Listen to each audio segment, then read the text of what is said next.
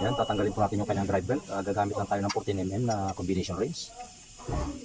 Tapos atakin natin pataas yung kanyang tensioner. Yan, tapos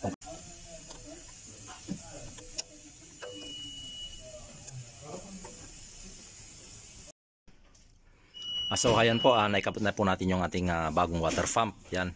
At bali ko kumplituhin na lang po natin yan. Kabit natin yung mga hose, saka yung kanyang mga connector at yung kanyang alternator dito, no? Tapos patuloy nyo lang pong panurin itong aking mga videos para magkaroon po kayo ng idea at dagdag kaalaman na rin. Lalo sa mga kapwa ko, mga mekaniko at sa mga baguhan na gustong magkaroon ng idea. Ayan po, bali ko kumplituhin na lang po natin, no? Sa ating water pump na ikinabit. Bali lalagay natin yung mga hoses nya.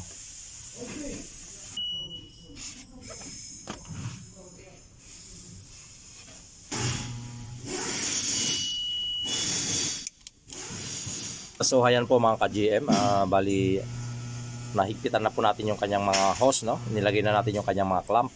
Tapos yung ibang connector dito sa kanyang water pump. Tapos sa kanyang thermostat doon.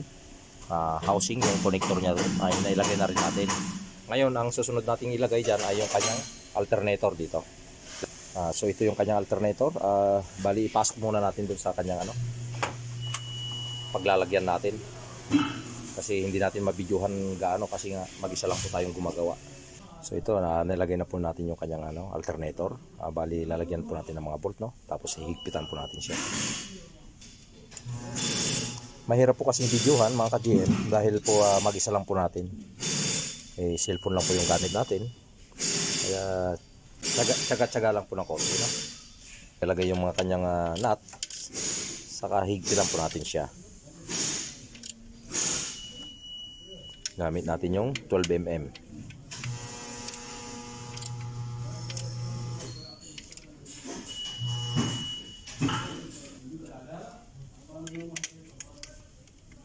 Dito. Tapos may connector siya doon sa ilalim.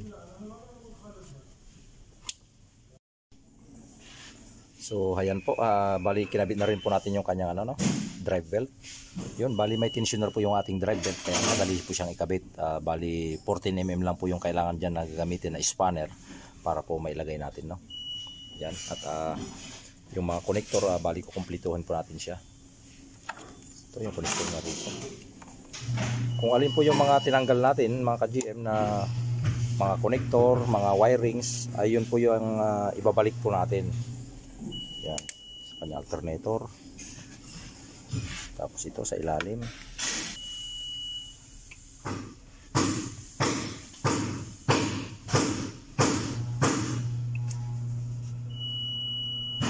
Tapos ito sa hose. Hose galing papunta dito sa kanyang reservoir tank dito.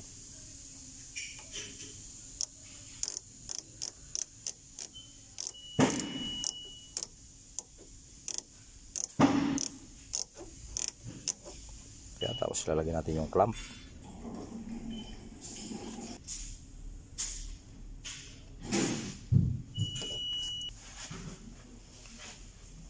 Ito po yung kanyang air duct sa kanyang air cleaner. Yan, bali lalagay natin to kanyang air duct.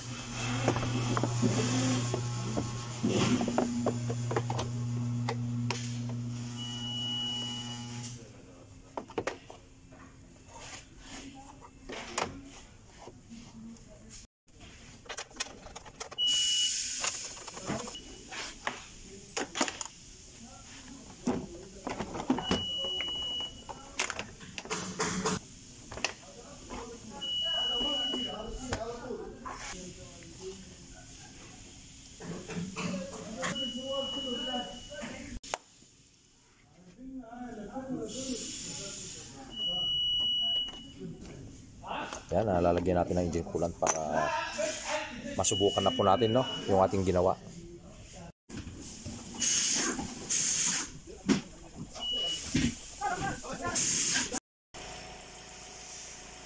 So ngayon po mga ka-GM, bali tapos na po yung ating ginawa, no. Yan, bali nalagyan na natin siya ng coolant at ngayon ay bali umaandar po yung kanyang makina. Yan, kung makikita po ninyo yung ating coolant level dito sa kanyang reservoir tank. Yan, bali nasa full level po siya. Yan, eksakto lang po yung kanyang coolant dyan. Tapos bali pinapandar natin yung kanyang makina para uminit po at saka po natin i-road test, no? Yan, bali okay na yung ating ginawa at pinalitan ng water pump. Yan yung kanyang electronic water pump. Yun po siya. GM yung ating ginawa dito, no, sa sakyan na to kasi nga nagkakaroon siya ng engine overheating. Tapos tumataas yung kanyang temperature gauge dun sa maximum. Kaya ang naging problema po niya na ating nakita yung kanyang water pump. Bali stock up po yun mga ka-GM, no? Kasi nga bali electronic water pump na ito, hindi na siya belt type. Yung kanyang code na ating in-scan, nung ating in-scan po ay P26CB. Bali water pump is stock up po yun mga ka-GM.